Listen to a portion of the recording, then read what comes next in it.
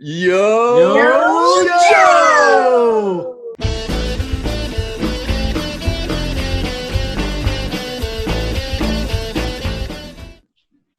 G.I. Joe was actually a lot of fun. G.I. Joe was a blast from the past. G.I. Joe didn't hold up as well as I thought it might. Boo. Boo this girl. Hey, everybody. Welcome to the Fallingtower Watch the First podcast, in which we watch the first episode of a series and we talk about it. And if you want us to talk about the first episode of a series, just say WTF and the series, like WTF Friends, watch the first Friends in the comments below, and we might do that. We are always joined with Michael Kenyon Rosenberg, funny guy and musician. Hi. And also writer, producer, actor, and a few other things, Ashley Atwood. Hi. My name's Ryan T. Husk. Hi. And today we're going to talk about G.I. Joe, a real American hero. The Cobra strikes the M.A.S.S device, Part 1. That was a long mouthful. title. Yeah. That's a long title.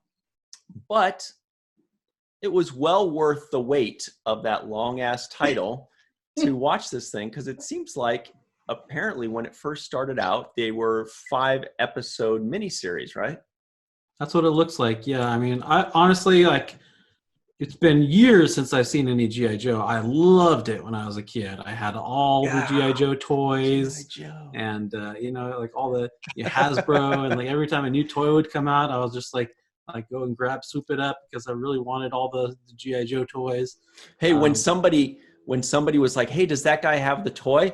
Were you like, yeah, he has, bro? Nope. I would never say that. Oh, Ryan. But I did have Only uphill from here. But I did have a lot of toys of like characters and machinery, I guess, vehicles in this particular episode. I was like, oh, I had that. Which was your favorite G.I. Joe toy?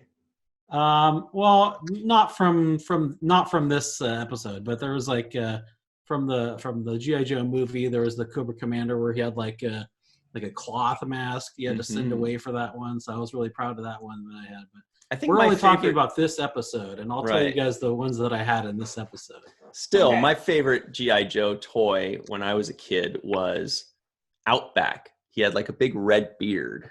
Mm-hmm. His name was Outback. And the best part, and anybody that's just listening and not watching the video, is you're missing out Ashley's look of horror when we're talking about toys. She's just like, what have I gotten myself into? I mean, I had the My Little Ponies and the Rainbow Bride and the Strawberry Shortcake and, Care Bear. So I can't so did we. Nice, yeah. I did have a Care Bear. I'll admit to that. It was. I did. My brother had the G.I. Joes, but I didn't remember that G.I. Joe was like the team of people. I thought it was like the guy, like G.I. Joe was Joe and he's the G.I. and that was it. I thought it was a show about him. I didn't realize until I rewatched it. I didn't remember that it was like a team of people and that there was even a woman on the team back then, which was, she was highly overly sexualized, but at least she was on it, I guess. So she was on it. There were lots of women. There was in this episode there was the Baroness and there was Scarlet. Now later on we know that there were a bunch of others, but yeah, you're right. But the Baroness was on the villain team. She wasn't the GI. Right. But she started off on the good guy team for Pretendies. Yeah, she got ugly to pretty real quick. Yeah. Well, I think that I feel like that G.I. Joe started as like a 3/4 action figure. Mm-hmm. I don't know if you guys see that. Like back in like the 50s or something like that. It was like, actually, I think it was a guy named G.I. Joe. Like that was his name was Joe, and he was like a soldier guy, and he came with all sorts of accessories and stuff like that. But then as it went along, they made the figures about that big. And then then they came out with this cartoon, I think mostly to promote the action figure toys. But it worked for me. So which as we, have Right. learned, it totally worked out for everybody. Oh, by the way, before we get too much into discussion of this episode, Michael had the good idea of reviewing this one because, why don't you tell us, Michael? I saw a Facebook article that said that Hasbro had released the G.I. Joe cartoons on YouTube. So you can watch it on YouTube, these little mini-series. How cool is that? Hasbro's hooking up the quarantine viewing on YouTube, free to watch on YouTube. So Ashley, you can binge this whole, 15. I totally can. I should have done that last night when I was doing my homework for this show, but I didn't. I just watched the one episode. What I will say though is that it turns out that it wasn't the first episode. There was where did I see it? But I saw that there was one episode before this one. It wasn't a mini series. I forgot where I saw it, but there was like another little introductory episode or something like that. But this is what is called a third episode pilot, right? Third episode pilot is there are different kinds of pilots. There's the pilot that introduces everything, where it's like, oh, the boy meets the girl, then he gets fired from the job, and his best friend gets him to work at a new trucking company, and then you're like, okay, I get it. Here's what the new show's about. A third episode pilot there is no real introduction. It's like you're just dropped in the middle of the action as if it was a third episode or a 10th episode or whatever. So this was a third episode pilot in that the introductions were just that you're dropped in and you go, okay, I guess this guy's the leader. Okay, I guess that's his girlfriend or wife. Here's the bad guys, I think Mike is looking up what the first episode was. Did you find it? Well, basically it's just saying that in 1982 is when they relaunched the action figures. And then they came out with this cartoon in 1983 as advertising. Yeah, I don't remember what that first episode. Anyway, so this is the first episode on IMDb and on YouTube for viewing. So we're going to go ahead and we'll just call review it that this one. for Yeah. all purposes. If you were to give this episode a completely different name, what would you call it, Ashley?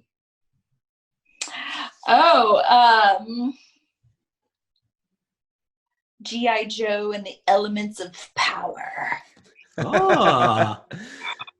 Yeah, it's it's plot driven. That's pretty good. Yeah. What is the title?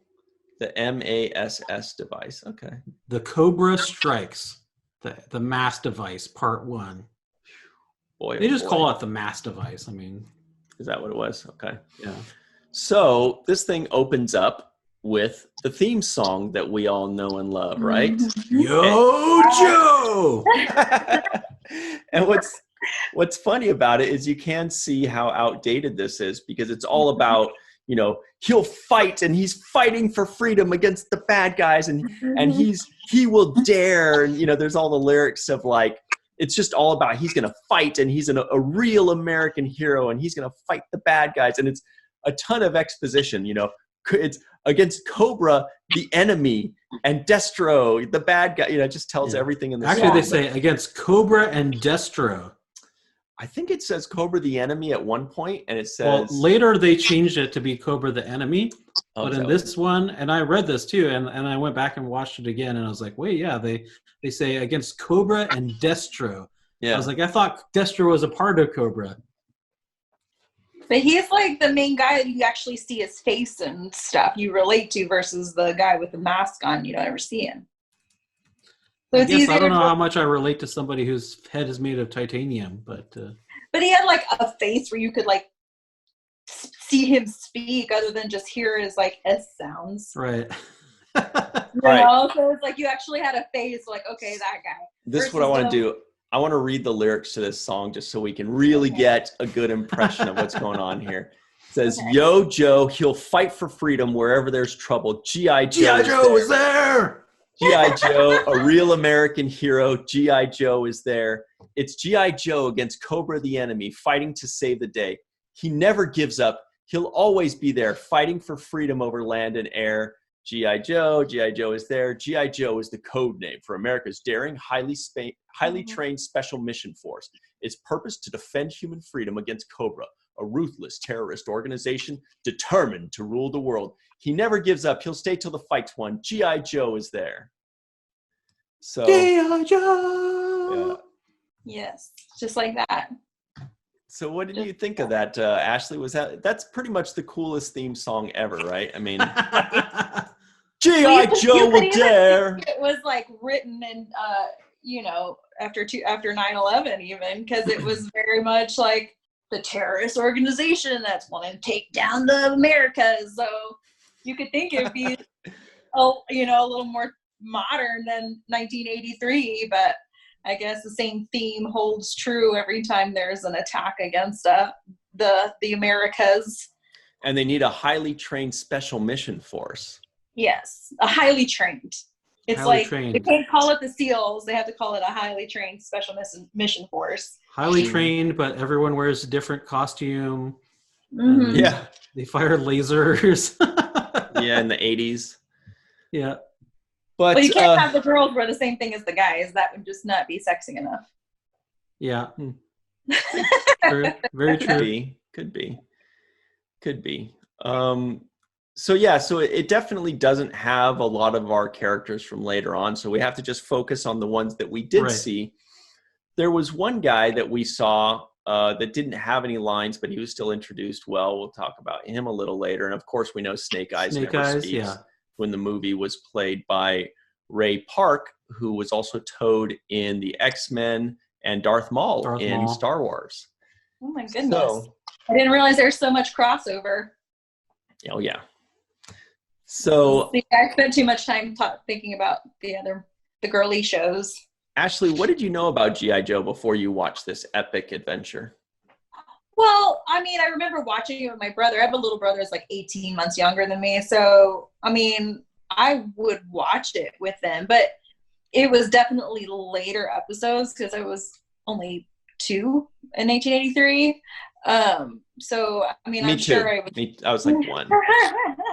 I was definitely watching the later episodes with my brother, who would have only been like 1 or so.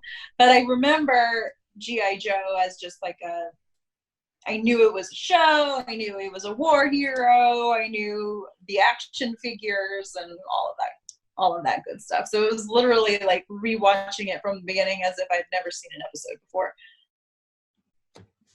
But Michael, you remember it very well.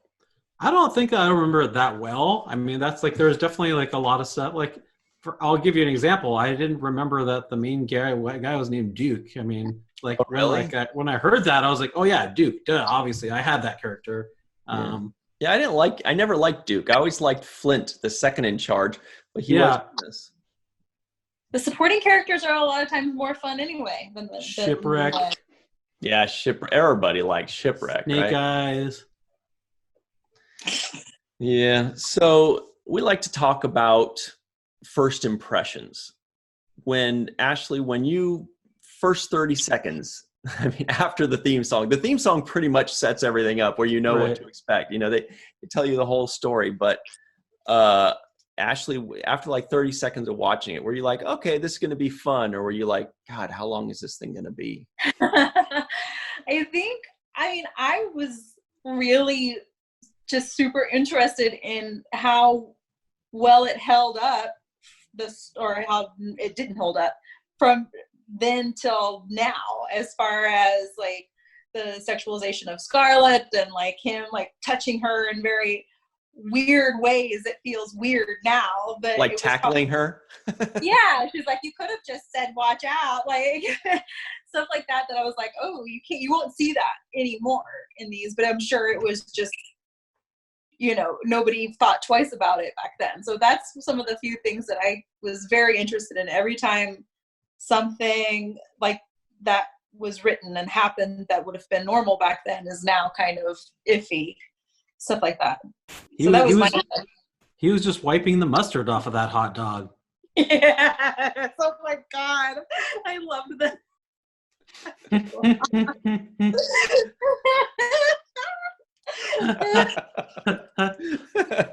What are you laughing about, Ashley? Oh my God, I laughed so, I like woke up my dog when I heard that line. I laughed so hard at it. I'm gonna wipe the mustard off that hot dog. Oh, you know it's what? my girlfriend. That's what I No. wanted to say. All right. Was she his girlfriend? I don't know. That's the thing. I don't remember there being like a love story between them or anything, but it seemed Duke really and seemed like Scarlet? they were. Duke and There Scarlet? was. Oh yeah, They no, were- I knew they were a couple. I don't know if they were girlfriend or married, but you know what? I just remembered what I was going to say at the very beginning of G.I. Joe is. So let's just start this whole thing over. G.I. Joe used a lot of 80s references. So go ahead.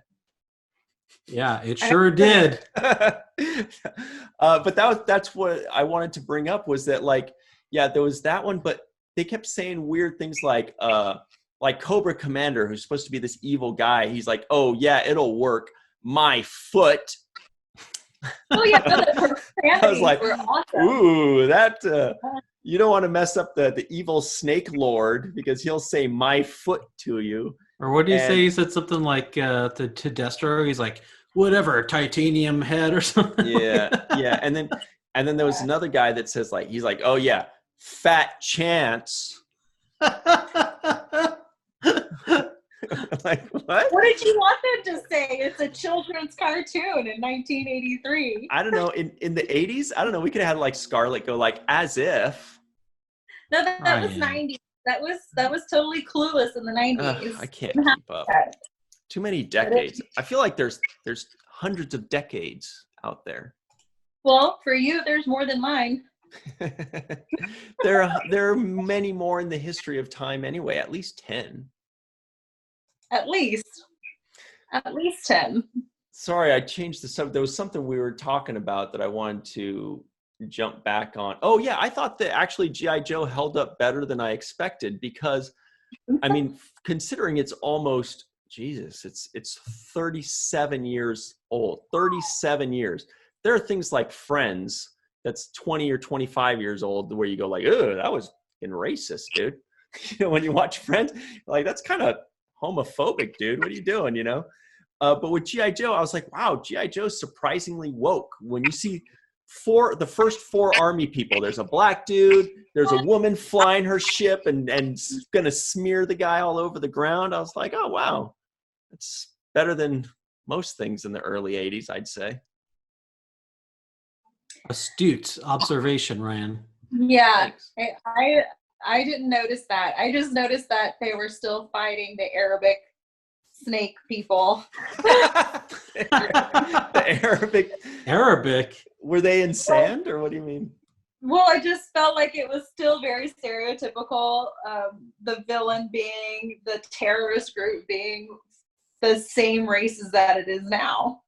But I mean, did it imply that they were from the Middle East? I didn't notice. No, I didn't either. That's what I got with the cobra snakes and all of, okay. That's an interesting take, yeah. And all of that kind of stuff. It felt like it was all the same. That makes a lot of sense for the 80s, too. I mean. Yeah, the snake people, the camels, Well, I use the snakes since they're cobras. I didn't see camels. Maybe that's the next episode. I don't know, maybe. But I felt like it, I just felt it was weird because it is 37 years old and there were still some of the same things that we're struggling with today. Well, I mean, in the 80s there was the Libyans, and then there was the Iranian Contra stuff. Scandal. Yeah, Iran Contra scandal. I don't know. I was too little. Well, we weren't professors at that time. So you choose time travel, I'm sure. Yeah. So as we Keep talked that under about, wraps. We talked about where it opened up with. They also called the Jets Sky Strikers. Sky Strikers. That was one little new thing. Oh, really? Yeah. Was it your favorite of the G.I. Joe toys? It got broken pretty quick because I think I played with it a lot. But you struck it. Yeah. I like that name for a ship. I mean, it doesn't roll off the tongue as easily as Jet. No, but it's more creative and it's more fun to say. Well, it's kind of an F-14 Tomcat too. I mean, it's pretty Right. much what it was modeled after, I'm guessing. And then they got struck from the sky. Did it intrigue anybody else that they went and got the plane? They had to get the plane in the air while they were shooting at it. You mean the Sky Striker? Yes, Sky Striker. What I shooting thought, at the Sky Strikers. We have to get them airborne. I'm like, sounds like a really bad idea. what I thought was weird, was that whole sequence where first the leader takes him a while, but he figures it out. He's like, you know what? They're trying to destroy the Sky Strikers. Well, what's the I mean, they're blowing up all the jets around you, and you start just now kind of putting it together. And then he's like, let's run towards the thing that they're trying to shoot. And exactly. then what makes you say that, like, you're not going to just get in and it's going to explode? Yeah. Well, and then also, why would you do that? Cobra did some weird, stupid maneuver where they're taking off and then like, oh, they juked us, so we'll just crash into the ground. Kamikaze. But they got scared real fast because they had one Sky Striker in the air and the whole other army went away. Oh They were no, like, let's get out of here. The one Sky Striker. Oh yeah, so We must retreat. that one bad guy leader, he seemed to have an Australian accent, and he was revealed later to be Major Blood. Major Blood, yeah. Major Blood. That's Major that's an Blood. ominous name. So yeah, I thought that I did not remember Major Blood. Now when I heard his name sounded familiar. I remember the name, but I didn't remember the character at all. I didn't remember any of these characters. Not even That's one of the Snake things I Eyes? remember. I was like, why do I remember this level of animation so well? I mean, He-Man and She-Ra and all of that was the same level of animation, but like I don't remember the storylines at all. I couldn't. Like I said, I thought G.I. Joe was one person, much less a whole team of people. But like, it's that level of animation is such a huge part of my childhood. It's just weird that I didn't remember the details near as well as I thought I would. Some of it was pretty bad. I've seen some old things. What was? I watched recently the Star Trek animated series from the 70s. Oh, that was great. Now that animation was horrific. It was just like every single action sequence, rather than showing the action, they would show somebody reacting, going like, oh, and then it would show the guy like on the ground, which means he tripped or he got shot, just to avoid like having to draw somebody falling down. This way they could just have them laying there in every move. Oh, that was... Sounds like something I would do. I noticed that a lot in this too, though, because they would show like an insert while somebody was talking, just to avoid having to draw somebody talking. And I in fact like started to look for them actually having the camera, and I say this because I'm so used to cameras now, like cameras on the person talking, how many times they avoided that so that they didn't have to try to make somebody's lips match their speech. I was watching for that. It was interesting. Did you notice that too, Michael? Well, I mean, these are like hand drawn. I mean, it's not like you don't have a computer to like do the animation for you. Oh, These are. I'm not hating on them. I'm just noticing. There's a lot of like little things that you like in a newer animation, you can have a different background for each scene. But in like back in the day, as they like to say, you'd have like to reuse the background, so you wouldn't have to redraw a completely different background, and then you'd have like the O and I and the E, and then you kind of so they can make it look like they're talking. That looked like Japanimation right there. Michael's got an excellent Japanimation impression. Let's see it, Michael. Oh wait, not yet. Wait. Okay, now do it.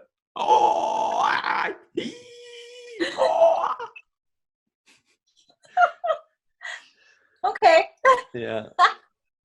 Ryan likes that one a lot. I mean, I don't think it's that funny, but Ryan loves it, so I do it for him. Funny Ryan this likes time. a lot of things that aren't funny, and then we laugh anyway, just to kind of humor him. Yeah, I like a lot of people that aren't funny too. Speaking of which, let's talk about you for a little bit, Ashley Atwood. Talk about me? Yeah, I mean, might as well, right? Other than the fact that I'm not funny? No, you're very funny. Oh, I disagree.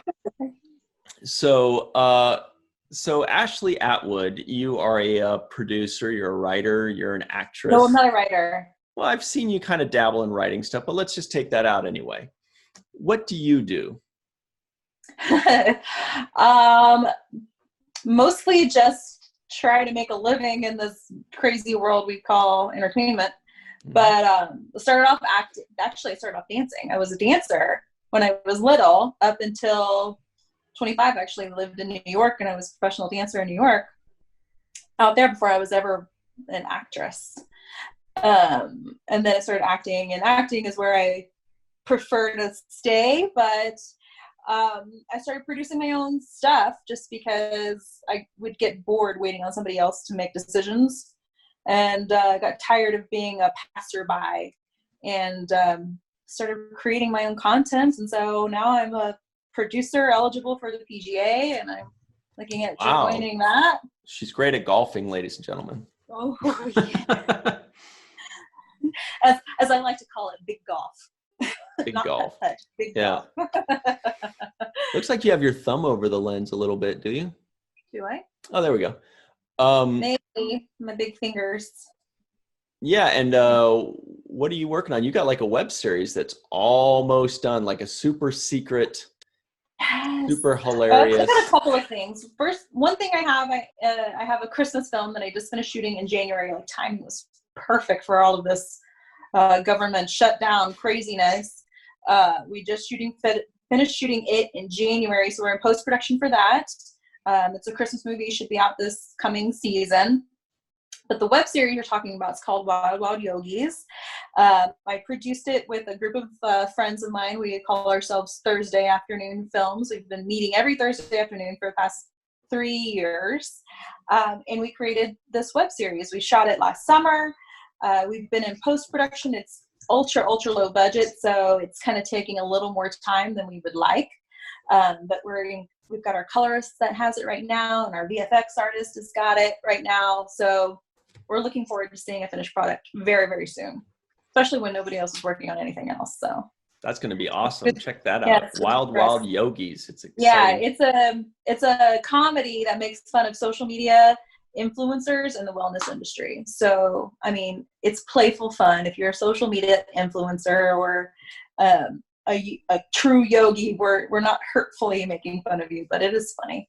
I'm not offended. I was going to say, Michael, are you relieved that she's not making fun of you and your people? Whew, man, so relieved. It's a lot of fun. We had a great time shooting it, and I laugh out loud every time I watch a new cut of it. So the fact that I'm still laughing at it a year and a half after we created it is that's a good sign. That is a good sign. Yeah. We've had those experiences in the past before, Michael and I, on some of the Fallingtower videos. If we see something like from Bill the Thrill Hutchins or from Darth or from Timothy Springer or something, every once in a while there's something they do that just makes us laugh every time, and that's classic for us. Sometimes makes us cry from laughing too much. Mm-hmm. Oh, well, that's the best kind of laughter. Or from sadness. So also, Ashley, this is crazy. You didn't even tell me this. I had no idea about this until I actually saw the trailer, but you were in a movie recently with Star Trek's own Manu Intiraymi, right? Yes, Manu. I love Manu. Actually, Manu and I are still looking for another project to do together. I thought I was going to be shooting the sci-fi horror film with him earlier this year, but that project fell through. But so Manu and I are still like crossing our fingers and looking for the right project to do together. But Manu and I played opposite each other in a movie called Hell on the Border. It's a Western, not sci-fi, which is very interesting for him at least. But I played his assistant in 1875. So it was a lot of fun. That was the first time I ever met Manu, and he was in every scene that I was in, and absolutely loved working with him. Yeah, I'm trying to remember what was the premise of that. It was about who was it? Tell us. But one of our friends, Rico Anderson, was actually sending it to me. Yeah, I know Rico. No, but what's the premise? It is, it's a Western about Bass Reeves, who was the first African-American marshal west of the Mississippi. So he escaped slavery. You don't see that, but Bastard has escaped slavery. He was now a free man, and he worked his way up to Marshal, but he had to prove himself to be able, before he was able to earn his badge, because of all of the racism and legal limitations that he had to be able to achieve that landmark. So. Mike, your drink is disappearing on us. That's because I was just Is it a drinking green it so drink fast. too? Did you see that trailer yet, Michael? I have not. Which one? My trailer? Mm-hmm. Look it up. It's on YouTube. It's called Hell on the Border, and it's everywhere now. Actually, we found it on Redbox, the movie, not the trailer. We found the movie on Redbox. It's on Amazon. It's on Netflix. It's pretty much everywhere now. So I'm looking for that residual check. Yeah, good job. It's a lot of fun. Sorry, Ron Perlman is in it. Frank Grillo is in it. David Jesse is in it. So it's got a great cast. Cool. Directed by Wes Miller. So everybody, here's the breakdown. Check out that trailer and then find it on RedTube. Look up Ashley Atwood. Check out Wild Wild Yogis when it comes out soon. And check out the rest of this review. Should I put my Instagram in there somewhere? Yeah, well, it's just send it to us. We'll put it in the description box. We'll put whatever links you like to the trailer nice. And stuff. Cool. Yeah, sounds good. I have a trailer for Wild Wild Yogis too. You all right, watch it. Definitely. So I guess what I'm trying to say is, yo, Joe. Yo, Joe. Let's talk about what do you think of it on a whole, Michael?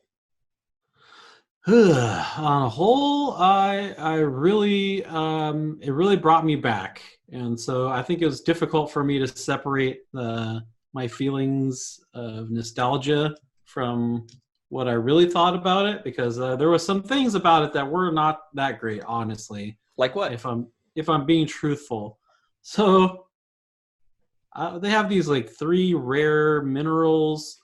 And it's rubies, electric water, and gold. I mean, that's good. What it looks like. Gold or was it sand?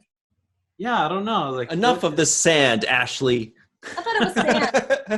Is that really a rare mineral? And then, but also, it's like Cobra is going to all these lengths to steal the satellite just so they can put it up in orbit. But wasn't the military going to put it up in orbit anyway? Why couldn't you just hack the controls and?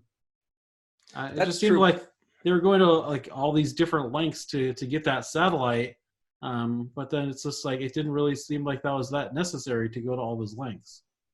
That's true. Plus, if you can get these rare, precious electrified water and sand, then couldn't you just build a satellite too? It seems right. So it was weird that they went through all that hubbub just to steal a satellite, which I didn't even get until they're like, oh no, Duke's gone and the satellite. And then we're like, what? But because I guess satellites were very rare back in the 80s. Right? They weren't. Well, from what I understood is the bad guys had the contraption. Actually, can you please call them Cobra? Okay. The bad Cobra guys. They had the contraption that could make them evaporate, right? And what is it when you can go from one place to the other? Teleport. What about Cobra's weird fade in, fade out effect thing that they did? Teleport things. The bad Cobra people could teleport things, but they needed the satellite to be able to. You did the transmission from one place to the other, so that's how they got the Eiffel Tower, and that's how they got all that other kind of stuff. So the computer says it's some sort of molecular transference. Yeah, stuff like that. So they needed both things to be able to take over the world, the whole universe, not just the world, the whole universe. Right. Yeah. So That was my understanding of why they needed the satellites. That's because in the 80s, they didn't realize how big the universe was. They're like, the universe, it's like, all these planets plus maybe a couple others. That's true. Well, I just don't understand why people can't just, why is it the world? Why is it the universe, not the world, where they actually have control over it? Well, and what do they want? I mean, they want control over it, but for what? I mean, do they want money? Do they want? Yeah, like what? That's what I'm saying. I don't understand. Do you want to actually manipulate? I don't know. That's a whole nother thing. We want your governments to surrender to Cobra.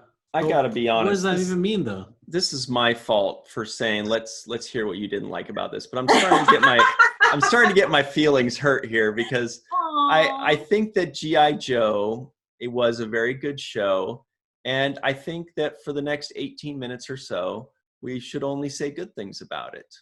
Okay. I mean, Scarlett's very pretty. But this was a kids show, I mean, like this was made for kids in the 80s. Yeah. So it's old and it's for kids also. So kind of like Herbert on The Simpsons. I wasn't allowed to watch The Simpsons. Why? Because it was not a parent-approved TV show for me. Wasn't allowed to listen to Madonna or watch The Simpsons. That was faux pas for my mama.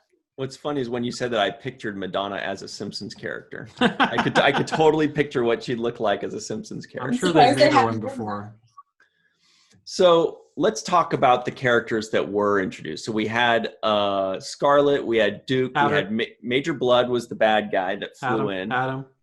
We had Stalker. Don't forget Adam, Ryan. Yeah. Snake Eyes. Snake Eyes, yeah, and Stalker. I didn't know who he was until later on. It says Stalker, and I had to rewind. I'm like, they just called the only black guy Stalker? Yeah. I'm like, no, I must have misheard that. And I'm like, no, they called him Stalker. And I looked it up on IMDb too, and it's like, it's the same guy that plays like Destro, Right. I had Stalker at his little motorcycle. Mm-hmm. But yeah, I thought it was kind of weird that he like jumps his motorcycle up and then jumps off of his motorcycle to get up to the roof. I don't think physics works like that, but how would physics work had you done this? Well, I would not have done that move because that's just first of all, like, yeah, obviously they know he's there. He like blasted through the gate. It's not very covert. But they're a highly trained special mission force. The special mission force, they thought that they were failing until they all fell through the ceiling. Even Scarlet, we're coming in on a jetpack. That's not very covert either. Like, and then and Stalker sounded like he was Creole, right? I mean, he didn't notice any accents. Oh, he certainly had like a New Orleans, Creole kind of like that's what he talked like. He's like, oh, like he sounded like Gambit, on X-Men, oh, mon cher, And so I was like, okay, I get it. He's that guy. And that's what I liked about G.I. Joe was that you could immediately tell what kind of character this is. Like I said, later on, there's Gung Ho that shows up. How do I know it's Gung Ho? I just remember it because they sure didn't give him any lines or mention his name in the whole episode, but he was like the big white dude with no hair and the vest, but no shirt. And his introduction was that he grabbed 3 Cobra guys all in one. He's like, oh, come here, give me a hug, and then threw them. And we're like, whoa, he's like a football player guy that's tough. Oh, can't forget Sergeant Slaughter, who was like a wrestler. In that one. No, that's but right. I mean, like later, like. How do y'all remember everybody's names in this show? Because I don't remember everyone. Because G.I. Joe raised us. Yeah. The more you know. Now you know. That's what it is. Now we know. And knowing is half the battle. That's the only name that I remembered. Ashley, do you remember the response if I say, now we know? No, I don't know the response. And knowing is half the battle.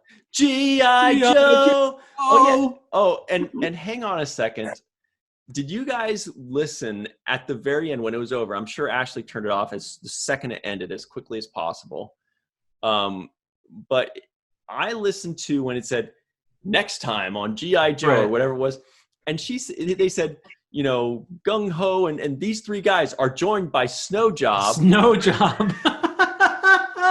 Is that really his name? Yes, Snow Job. Yeah, they're like, and then they find this guy named Snow Job in a back alley. Oh wow! So maybe we'll watch the second episode just to see, just to find out who this Snow Job shady Snow character is. Job.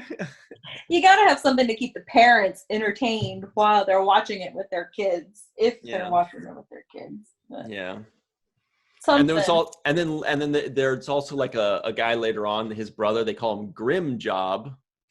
What is this obsession with jobs? You men and your obsession with jobs. I'm pretty sure G.I. Joe was written by a committee of men and women equal. I doubt it. Equal. It was written by men and women and aimed towards men and women alike. Well, this particular episode was written by one man. What was his name? Ron Friedman. Oh, Ron.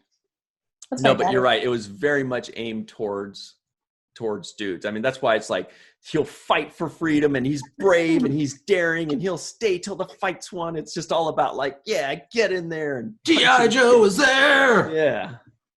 Yeah. It is very clear. It's very clear that that's what that was for. That's cool, Cobra man. and Destro. Even though, I mean, Scarlet even takes her helmet off, and the mask when Baroness reveals who she is, they do it the same way with the hair, Shaking the hair, yeah. Nice. Yes, it's Yeah. the same thing. In slow motion, she's like, because it's sexy. Like I said, I think I had a crush on Scarlet. It's like the only character I really remember. Yeah, the character that she was originally was like, it was like Juanita Hoover or something. And Hooper. I was like, Hooper, and I was like, who is that? I don't remember that character at all. And then that's when and there was from the Pentagon. I'm supposed to keep her happy. Good luck. No, that's when he said, "Fat chance." Oh yeah, fat chance. And she's like, I heard that. I was noticing her rubbing her earring, and I was like, something's going on with that. Something's going on with that. And then, sure enough, it was the tracker. Bad girl. Spy. Cobra. And they really elongated his Cobra Commander's S's, huh? I'm really disappointed. Yeah, I didn't think they did that later on. I feel like they kind of let that go. I mean, it was the same guy that did the voice for Starscream on Transformers. Transformers, It's the same voice, So I was always bummed about that. I was like, oh, Cobra Commander got demoted to like the second place guy in Transformers. It was the S's. They got annoyed with it. Didn't want him to do the same thing again. Then at some point, so when Duke gets transported into the Cobra base, right, or the Cobra Temple, they called it,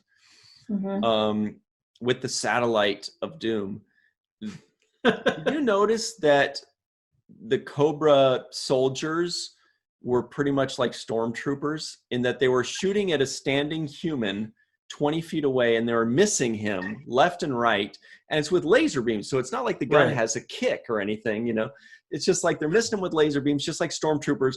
They're running up and getting beat up even though they have helmets on and armor, and a punch knocks him out just like stormtroopers. I was like, this is the same. Like Duke's just taking them all on. He's like, put up your Dukes. Duke grabbed the Baroness before they went, like when she was going into that shield, the force field, and he was like, not yet, Baroness, and he like grabbed her, and it looked like he was like humping her from behind the whole time. Nobody noticed that? I think he was. No, I didn't notice that, but God, I'll watch that. The way he grabbed her, I was like, why did he have to grab her like that? It was like, Duke, this is a family show. Exactly. I was like, woo. And then like watching them like disappear, I was like, that was a very provocative silhouette. Who do you think Duke humped harder in this episode? Was it the Baroness when he grabbed her from behind and like nibbled on her neck there, or was it Scarlet when he like tackled her and they like rolled around on the ground in the rain? I think got a little more front action with Scarlet, that's for sure. If that's what he was looking for. I don't know if Duke is a boob man or an ass man. I don't know. What do you think, Mike? I think he's a real American soldier. He doesn't think about these kinds of things. There he is, right? Right. He doesn't like your answer, Ashley. He's like, huh? Yeah, I'm sorry. What? Guys.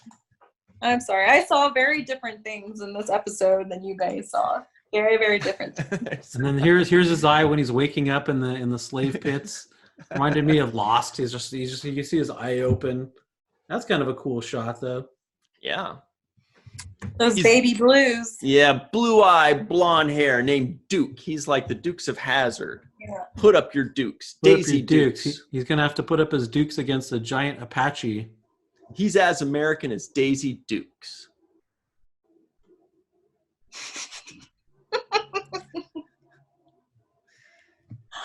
Oh my God. And then at the end, when they're talking about the next episode, it says they're going to be searching for radioactive crystals of death. Of death. Because radioactive crystals, what's the big deal in the 80s? But, of death. If they're radioactive crystals of death, now that's a rare element. And that they mean business if it's of death. Yeah. Right. So that's probably those like weird rubies right there. Those are probably radioactive crystals of death. How do you know it's not the sand? Oh, that's a good point. Yeah. Enough with the set. We don't want to have to tell you again, Ashley. Whatever this obsession with sand is, we got to. I thought it was like earth, water, and fire is what the elements were. Ashley's going to be like, check out my sand blog, www.com/ashleysandblog.com mega hits 40. Hey, there's a lot of fun things you can do in sand. Like what? You can make a play box and make little sand castles. I'm doing Duke's face right now. You are. So if you don't have the blonde hair. So, also Breaker was another character. He was like the hacker guy. Right. You kind of just have to listen. They give you. There was another guy too that spoke, but we didn't get his name. Right. The little kid who's like, "What about Cobra's weird fade in, fade out technique?" Like, I guess they have to explain it to kids somehow. I can do it. See, I can fade in and fade out. Are you Cobra? We only have a few minutes left here, so let's finish off this episode. Yeah, these guys can't. In my notes, I put Cobra miss everything like the stormtroopers. They can't fight worth shit. G.I. Joe misses everything too. And by the way, G.I. Joe has red lasers and Cobra has blue lasers. Wait, are the G.I. Joes the bad guys? Yeah, red's supposed to be bad, as far as we know, right, Ashley? Red means stop. That's all I got. I don't know. I don't know the sci-fi laser code. Whoa, this is breaking news here. Ashley says G.I. Joe is sci-fi. I just said lasers are sci-fi. No, that's an interesting. I'm just saying it kind of is sci-fi in a way, right? Because they had lasers and we didn't have lasers. Transporters. Yeah. Yeah. Hot take. You didn't think this was sci-fi? We just thought of it as a real American hero. No, I definitely figured a little sci-fi going on in there. That's true. There's like talking snake people. Right. Yeah. The robot, the snakes where you did the identification and you put your hands in there. There's definitely some future technology, if anything. Yeah. For sure. They had flavor crystals too. Flavor. It's a really long couch. I don't remember that. Or whatever those crystals were behind Mike. The radioactive crystals of death. Yeah. Yeah, and then the Joes drive a helicopter or fly a helicopter to New England. The dude says, "Welcome to New England. It's an ambush." Oh, Major Blood apparently can do the fake. That's right. And he shook his hair around in slow motion and he about jumped out of the water. Part of the show. Well, I'm like, what is the point of that? Why is Cobra even there? Why didn't they just kill that guy off? Like, what's the Dr. Vandermeer or something? Yeah. Yeah. And that scene was like 30 seconds. The Nobel Prize winning scientist. Yeah. I think some of the plot points were missing for me. They didn't connect very well. Ashley, if you could change one plot element to make this a much better show, what would it be? I don't know if I could I don't know if I could pick just one. I don't know if I could pick just Give one. us like 12 then. Go ahead. Well, even like we were just saying, the scientists, like I completely even forgot that part of the story existed. I completely forgot about it. Oh, here we are wasting our time on this nonsense when I forgot the most important part of the show. Dude, at the very end, when Duke comes out and they say, "Oh, thank you for agreeing to whatever," he says, "I've agreed to nothing." Serpent breath, no, reptile breath. I mean, that's a solid dig right there. Yeah, totally. But they've got the controlling headband on Duke. Yes, the whole freaking like Coliseum style. Right, but here's the thing: they were controlling him with a 1980s Atari joystick. Yeah. And like this, they're like, we can do anything. And he's like, yes, we can do anything, Cobra. And they're like, he's just got this little, like they're playing, Dig Dug. And then Duke is like, look at those strange headbands. Those pulsing lights look like the readout on some sort of brain scanner. Did he really say that? Yeah. Yeah, when he was like stuck I in missed like that gem. Band. And then did the chick ever really save him? I don't even remember. No, that's in the next episode. So just chill like, to the next episode. I can do to help. Right? We must find a way to help him. Yeah. And then they bring in some giant like Native American Conan the Barbarian hybrid, right? It was I gave him a name. I gave him a name. I called him Walks with Barbarians. That's his Native American. It's like a very unfair fight for our poor American hero in that ring. Well, it all depends on what the people are doing with the joysticks. With the like if you go left too much, then you could lose. Hey, I'm horrible at video games because I cannot get the mechanism correct. Always left too much. Always. I'm sorry. Mm-hmm. I told you I wasn't funny. oh, that was a joke. No, that was good. No, I mean it's real, but God. We're almost out of time. Do we have any parting thoughts, Michael Kenyon Rosenberg? Well, I would watch the rest of this series. Will you or you would? I would. I don't know if I will, based on time allotment, but I would for sure. What else are you doing during quarantine? Ooh. I'm working still, so. Speaking of quarantine, I just have to share. I know it's difficult for all of us during this quarantine time, but I've been having a major struggle because recently, I had to buy a big thing of toilet paper just because I was afraid. I was afraid of all the people that are buying toilet paper. So I got it, right? And so I had to, I keep my bathroom trash can under the sink. And I had to be good for how long it is. I had to put this giant thing of like 12 toilet paper rolls under the sink. So I had to move the trash can a little bit over, like, 6 to 8 inches to the right to put this thing there.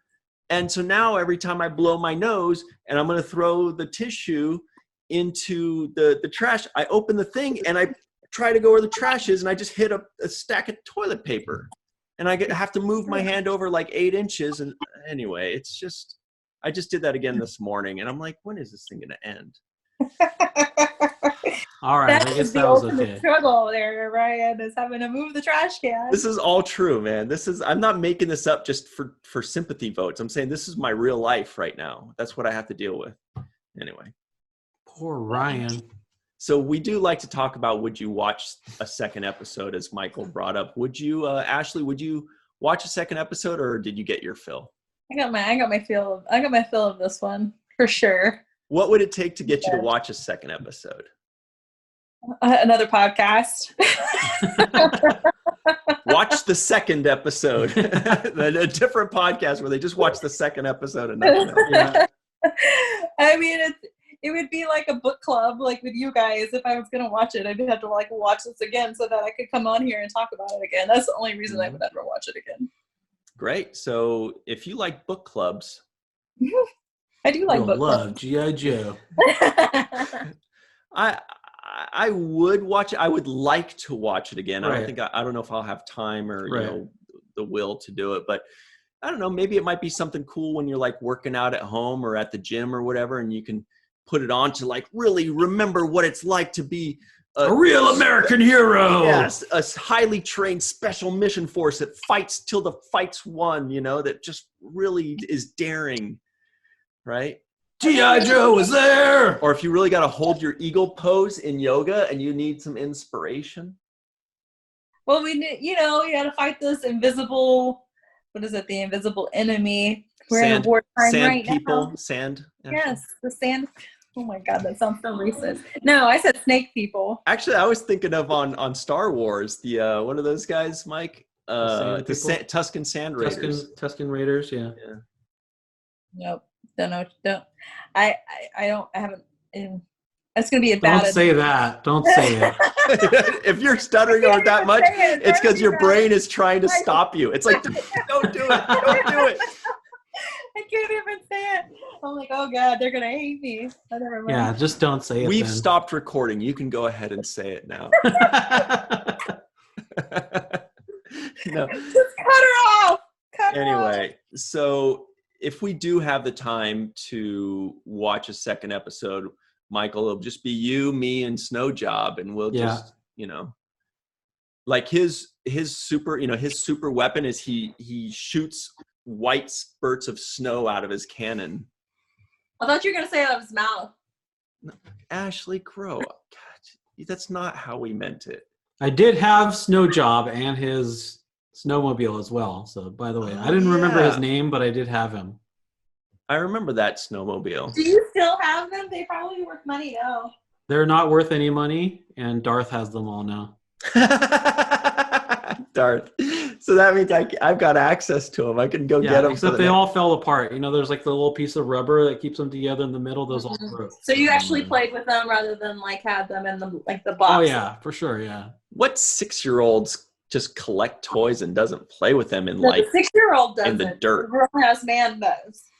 No. Tell that to Darth. Anyway. So I think we've done a lot of good here today. I feel like people are more patriotic than they were, 50 minutes ago. I feel like we're all going to stay till the fight's won and that we will dare. So anyway, any final words you'd like to say, Ashley? G.I. Joe is there. Is that the right? Is that it?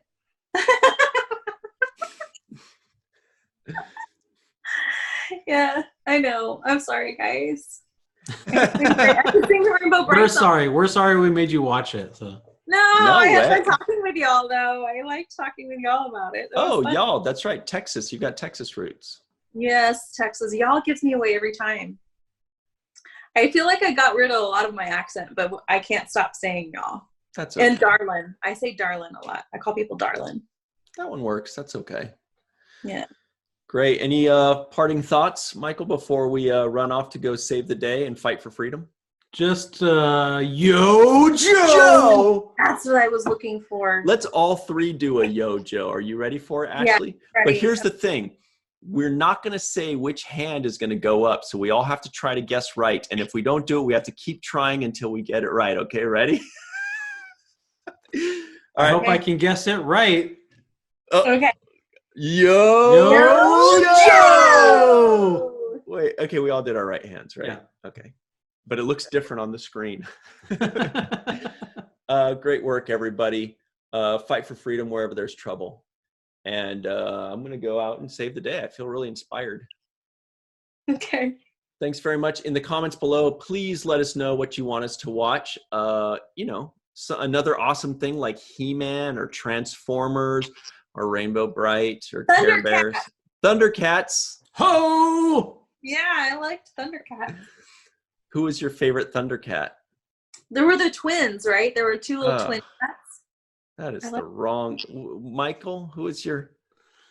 Got to be Panthro. Of course, that's the right Panthro. Panthro, No, yeah. That guy seemed like Vin Diesel. He's like, "Hey, Lion-O, don't go over there. It looks like trouble." I don't remember any of the lines. Next time, Gadget. Next time. Yeah. But thanks very much for watching the Watch the First podcast by Fallingtower, because we're celebrating 20 years of Fallingtower, by the way, we forgot to mention. 20 years. Yeah, we actually started Fallingtower when we were 4 and 5, respectively. That is a hell of a long YouTube career, guys. Well, not YouTube, but a band first, and then YouTube. Yeah. YouTube's like, what, like 13 years or something now? Or? Yeah, I think it started in 2004 or 6. Anyway, cool. Thanks very much, guys, and we'll see you next time on Falling Towers Watch the First podcast. Bye.